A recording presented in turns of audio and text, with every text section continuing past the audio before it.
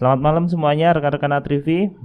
Ini saya dapat data ya, data yang menarik gitu. Sebenarnya data ini udah lama dapat, cuman baru saya share hari ini ya. Jadi ternyata data-data pribadi kita itu ini berkaitan dengan data pribadi ya teman-teman semuanya. Ternyata data-data pribadi kita itu kalau diperjualbelikan di black market atau pasar gelap gitu, jadi ternyata harganya juga lumayan juga. Makanya banyak pihak yang berlomba-lomba kadang mengumpulkan data pribadi kita untuk kepentingan yang kurang bisa dipertanggungjawabkan. Makanya hati-hati, karena apa, kalau data pribadi ini salah jatuh ke tangan orang yang salah, jadi kalau data pribadi kita tuh jatuh ke tangan orang yang salah, maka ya bisa dipastikan bisa membahayakan kita, baik dari sisi keamanan akun-akun kita ataupun dari sisi yang lain kan gitu. Misalnya data kita dibuat pinjol, atau misalnya pinjol itu pinjaman online ya, atau misalnya data kita itu dibuat untuk meretas akun-akun kita dan sebagainya gitu. Ini saya ada data bahwa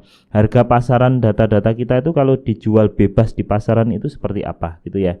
Jadi kalau detail kartu kredit itu dihargai sekitar 6 sampai 20 dolar ya. Jadi sekitar 100 sampai 200 ribu lah. Jadi detail kartu kredit itu biasanya apa? Biasanya mencakup data nomor kartu kredit, terus habis itu nama pengguna, expired date, sama CVV. Jadi itu dihargai sekitar 800. Karena kalau kita udah tahu nama penggunanya, kita udah tahu nomor kartu kreditnya, kita udah tahu masa berlakunya, kita udah tahu CVV-nya, kita tinggal penipu tinggal mendapatkan kode OTP aja untuk menjebol kartu kredit kita ya. Jadi itu hati-hati. Jadi detail kartu kredit itu di pasar gelap itu diperjualbelikan antara 6 sampai 20 dolar ya. 6 sampai 20 dolar ya, 100 sampai 200 ribu. Ya sedikit sih, tapi kalau data yang didapat oleh penipu itu ratusan atau ribuan kan nilainya jadi kumulasi, jadi banyak gitu. Kemudian yang kedua SIM atau KTP ya. Foto SIM atau KTP itu ternyata harganya juga lumayan, 5 sampai 25 dolar. Jadi antara ya sekitar 70 sampai 200 ribu, 70 ribu sampai 200 ribu. Foto KTP aja. Makanya hati-hati. Kenapa kok foto KTP ini bahaya banget gitu? Karena kalau sekarang tuh yang meresahkan itu kan ada, bahkan sangat mudah dijumpai gitu di media online gitu, orang jasa pembuatan KTP palsu gitu. Jadi kita kalau punya datanya, kita punya screen KTP-nya lengkap, nomor KTP, tanggal lahir, dan tanda tangannya itu bisa dibuatkan ke KTP palsu. Tinggal fotonya diedit menjadi foto yang penipu ini gitu. Nah, penggunaannya apa? Macam-macam. SIM swap bisa. SIM swap apa? Simak di video ini. Terus atau mungkin untuk pinjol, kan kalau pinjol kan butuh orang pegang KTP, itu bisa juga, dan banyak macam bahayanya. Makanya hati-hati kalau kita memberikan KTP kita kepada orang yang salah, ya bisa jadi masalah kan gitu ya rekan-rekan semuanya. Oke, yang ketiga adalah selfie dengan dokumen ya. Jadi kalau kita selfie dengan dokumen kita ya, selfie dengan KTP kita, atau selfie dengan SIM kita gitu, ternyata itu di pasar gelap itu dihargai sangat mahal. Jadi foto selfie itu antara 40 sampai 60 dolar. Ini nilainya paling mahal ya. Jadi antara 500 sampai 800 ribu. Jadi hati-hati, jangan mudah ngasih foto selfie. Dan kadang kita itu kan meremehkan gitu.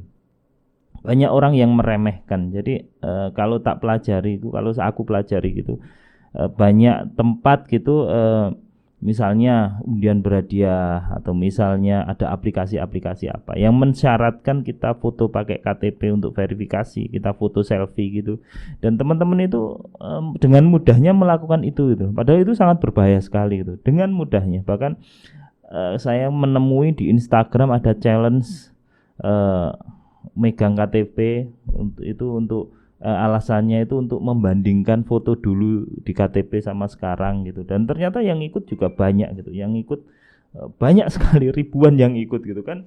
Udah sangat membahayakan data pribadi kita gitu. Makanya sebarkan channel Atrivi ini biar teman-teman lebih aware terhadap data pribadi, nggak serta merta ada aplikasi verifikasi data pakai foto selfie langsung gitu. Mereka pikir sih mungkin tidak merugikan mereka, tetapi kan tetapi kan itu kalau jatuh di tangan orang yang salah bisa berakibat fatal kan gitu. Dan rata-rata yang suka mengumbar foto KTP, foto selfie itu kalau dari penelusuran saya itu rata-rata kalau nggak anak muda, jadi anak muda di bawah 20 tahun gitu.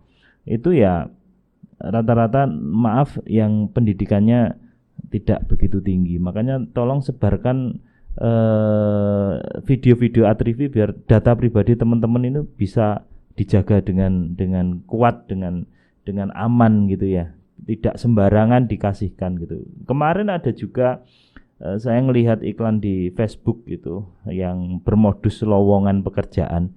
Lowongan pekerjaan itu jadi pas saya telusuri jadi alasannya itu jadi harus menyerahkan data-data pribadi seperti ijazah, KTP dan lain-lain itu wajar sih. Tapi mereka mintanya dalam bentuk berwarna, dalam bentuk scan berwarna gitu. Mereka mengharuskan kita untuk foto selfie dengan KTP. Itu yang jadi acuan saya, yang jadi membuat saya prihatin. Terus ada yang tanya kepada saya, Pak kalau kayak gini gimana gitu. Terus saya telusuri ternyata ya ujung-ujungnya mereka akan mengumpulkan data pribadi kita. Buat apa ya? Salah satunya mungkin buat dijual karena harganya menggiurkan ya.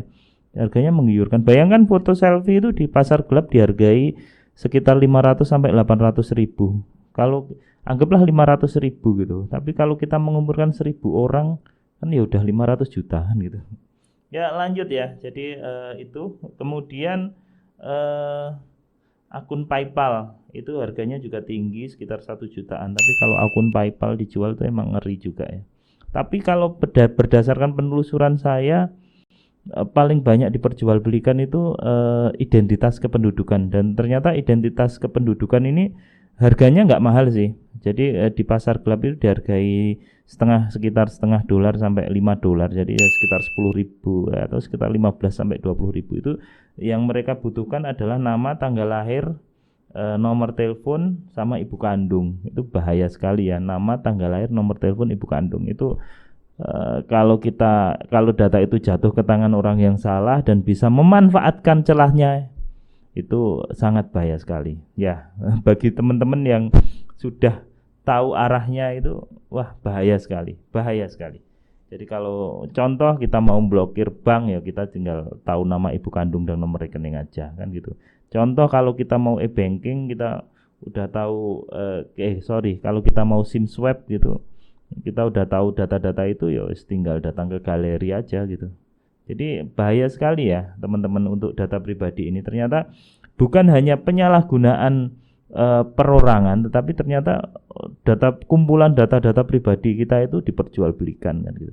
Nah kemarin yang mungkin udah kita bahas di channel ini juga. Jadi ada indikasi yang kira-kira udah 2 bulan atau 3 bulan yang lalu ya. Jadi ada data dari BPJS Kesehatan yang terindikasi bocor ya. Itu ada 200 berapa kemarin lupa saya, hampir 200 sekian juta data itu bocor gitu, dan itu detail sekali.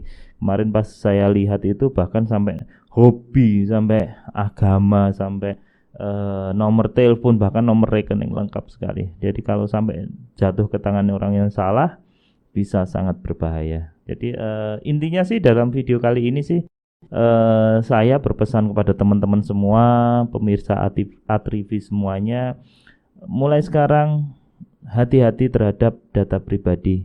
Sebarkan ini ke semua orang gitu, biar orang-orang lebih waspada, lebih aware bahwa data pribadi ini bahaya banget gitu. Tapi sampai detik ini, sampai saat ini masih banyak sekali orang-orang yang nggak peduli dengan bahayanya data pribadi. Nanti ketika datanya udah dipakai pinjol baru bingung. Nanti ketika datanya rekeningnya sudah terkuras baru bingung gitu. Padahal sumber dari segala sumber itu ya data pribadi itu kan gitu. Oke, mungkin itu aja dari saya. Mudah-mudahan bermanfaat ya.